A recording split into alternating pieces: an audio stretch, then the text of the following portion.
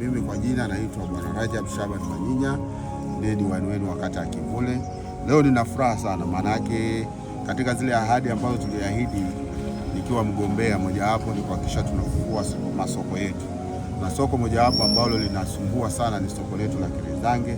Limejengwa na serikali yetu tukufu, lakini soko lile halijafanya kazi kwa muda mrefu. Sasa namshukuru Mungu, maana yake tumepiga hatua kama tatu. Kwanza, tumefanya vikao na wananchi wanaozunguka soko na wadau wa soko, lakini pili, tumepata mnada kwa maana utafanyika siku ya Jumatano, lakini hatua ya tatu ambayo ni ya msingi sana ni kupata viongozi wangu hawapendwa. Hawa viongozi ni watu makini. Hivi unavyoniona nimetoka kwenye kikao na viongozi hawa viongozi, tumezungumza mambo mengi, lakini makubwa mawili ambayo ndio ya msingi sana. Kwanza, kuhakikisha soko letu linafikika. Kwa hiyo barabara zetu zile, kesho tutakuwa tunakagua barabara gani inaingia, barabara gani itatoka. Kwa hiyo wananchi wasio na wasiwasi, kwa sababu kesho tutakuwepo site pale kuhakikisha tunazungumza swala la barabara. Lakini pili, kuhakikisha soko letu tunalipanga. Kwa hiyo kesho tutakuwepo pale tusafishe soko na kulipanga na kuhakikisha huduma zote zinapatikana, kwa maana ya choo, huduma ya vinywaji, huduma ya burudani, muziki, huduma ya nyama choma, zote zitakuwa sasa zinapatikana eneo hilo siku ya uzinduzi. Lakini pia kusafisha soko letu, na hivyo tutaenda kuhakikisha ulinzi unapatikana, soko linasafishwa, choo kinasafishwa, maji yanapatikana sokoni kwa ajili ya watu kuwa na usafi na standard. Lakini kubwa kabisa, nimependa umoja wao. Viongozi hawa ni wamoja. Sasa ni waombe, wako wadau ambao tumewapata kwa maana kwenye kikao kuwataja. Viongozi wetu hawa watafika kwenye meza yenu. Naomba sana muwape ushirikiano katika kuhakikisha njia zetu zile zinafufuka.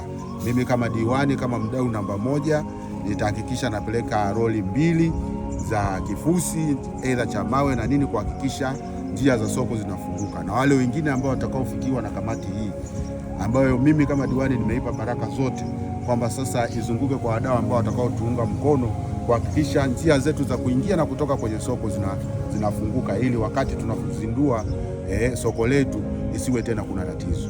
Lakini pia tumeweka muda wa kutosha kuelekea uzinduzi. Badala ya kusema tuzindue mapema, tumepeana muda kidogo. Sasa tutazindua siku ya tarehe 27.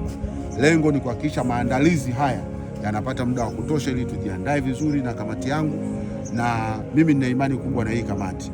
Kwa maelezo ya leo na namna ambavyo watu wana mori, kwa kweli nimeona kwamba sasa Mwenyezi Mungu ameleta mkono wake na soko linakwenda kufunguka.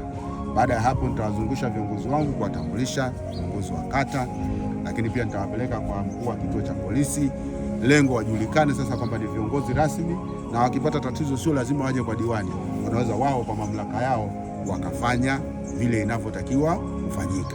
Baada ya kusema hayo, nimshukuru sana Mwenyezi Mungu kwamba siku ya leo imenikuta nikiona kwamba zile juhudi zetu sasa kwa soko letu linaelekea kutimia.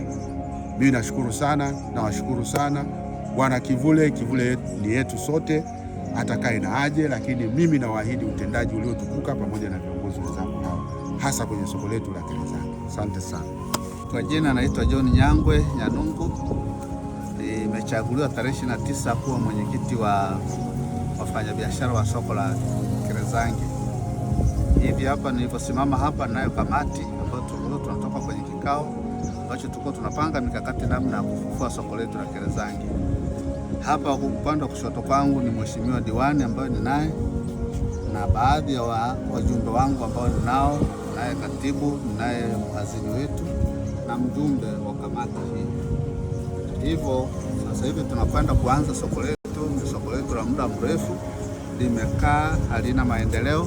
Sasa tunataka tulifufue ili soko liwe active, liweze kufanya kazi kwa ajili ya maendeleo ya wananchi na jamii nzima inayozunguka eneo hili, na wengine wadau wote ambao watakuwa wako na moyo wa kutaka kujiunga kwenye soko hili, tunawakaribisha kama wafanya biashara.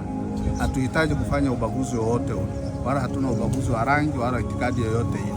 Kila mtu atakayekuwa yuko tayari kwa ajili ya kuja kujiunga kwenye soko hili, tunamkaribisha aje aungane na sisi, tuendelee kufanya kazi kwa ajili ya maendeleo ya jamii.